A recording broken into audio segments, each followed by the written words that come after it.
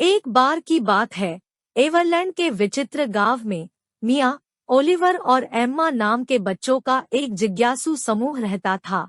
एक धूप भरी दोपहर में तीनों ने जादुई जंगल के बीचों बीच स्थित एक छिपे हुए बगीचे की ओर जाने वाला एक रहस्यमय रास्ता खोजा। जैसे ही वे बगीचे में दाखिल हुए, हवा एक जादुई आभा से भर गई और फूल प्राचीन ज्ञान की कहानियां फुसफुसाते हुए प्रतीत हुए। बगीचे के केंद्र में एल्डारा नाम का एक बुद्धिमान बूढ़ा पेड़ खड़ा था, जो समय बीतने का गवाह था और ब्रह्मांड के रहस्यों को रखता था। एल्डारा ने बच्चों की सीखने की उत्सुकता को महसूस किया और उन्हें सद्भाव के सार के बारे में एक कालातीत सबक दिया। बुद्धिमान वृक्ष ने समझाया कि सच्ची खुशी की कुंजी उन मतभेदों को समझने और अपनाने में निहित है, जो प्रत्येक जीवित प्राणी को अद्वितीय बनाते हैं।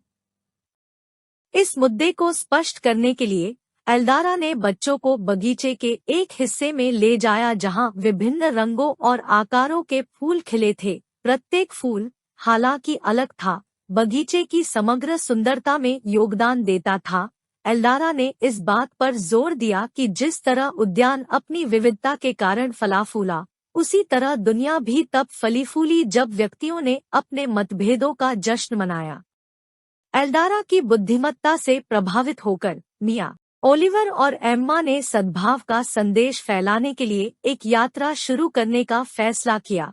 उनका पहला पड़ाव गांव था, जहां उन्होंने उस विविधता को प्रदर्शित करने के लिए एकता का उत्सव का आयोजन किया, जिसने एवरलैंड को एक विशेष स्थान बना दिया। शुरुआत में झिझक रहे ग्रामीणों ने जल्द ही इस विचार को अपना लिया और रंगों, संस्कृतियों और प्रतिभाओं की एक सुंदर टेपेस्ट्री बनाने के लिए हाथ मिला लिया।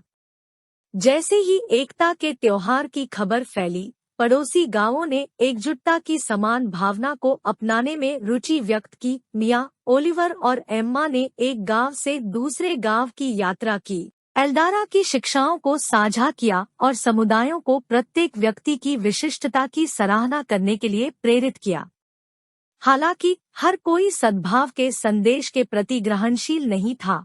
डिस्कोडिया नामक एक दूर के गांव में ग्रम्मलवम्प नाम का एक क्रोधी बूढ़ा व्यक्ति लोहे की मुट्ठी से शासन करता था। उनका मानना था कि सोचने का केवल एक ही तरीका सही है और जो कोई भी मतभेद रखता है, उसे चुप करा देना चाहिए।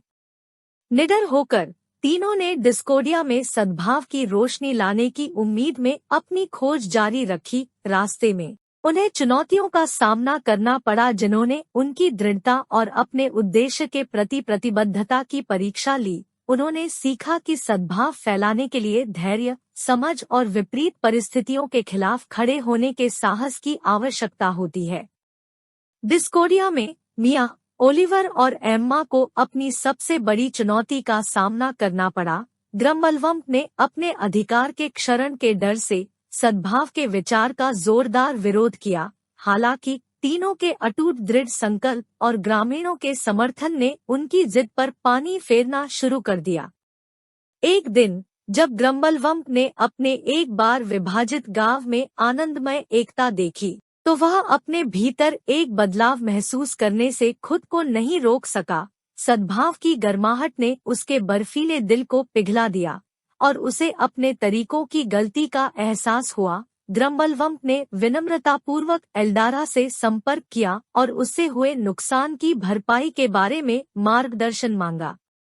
एल्डारा ने अपनी पूरी समझदारी से ग्रम्मलवम्प को माफ कर दिया और समझाया कि बदलने में कभी देर नहीं होती। क्रोधी बूढ़ा व्यक्ति सद्भाव की शक्ति से परिवर्तित होकर डिस्कोडिया में एकता का समर्थक बन गया। मिया, ओलिवर और एम्मा अपनी खोज पूरी करके हार्मनी के मंत्रमुग्ध गार्डन में लौट आए। एल्डारा ने उनके प्रयासों की सराहना की और उन्हें याद दिलाया कि सद्भाव फैलाने की यात्रा जारी है। जैसे ही बच्चे बगीचे से बाहर निकले, उन्हें पता चला कि उन पर एक ऐसी दुनिया के पोषण की जिम्मेदारी है, जहां हर कोई शांति और समझ के साथ एक साथ पनप सके। और इस तरह हार्मनी के मंत्रमुग्ध गार्डन की कहानी पीढ़ियों से चली आ रही एक किंवदंती बन गई, जिसने बच्चों और वयस्कों को विविधता की सुंदरता को अपनाने और हमेशा के लिए सौहार्दपूर्वक रहने के लिए प्रेरित किया।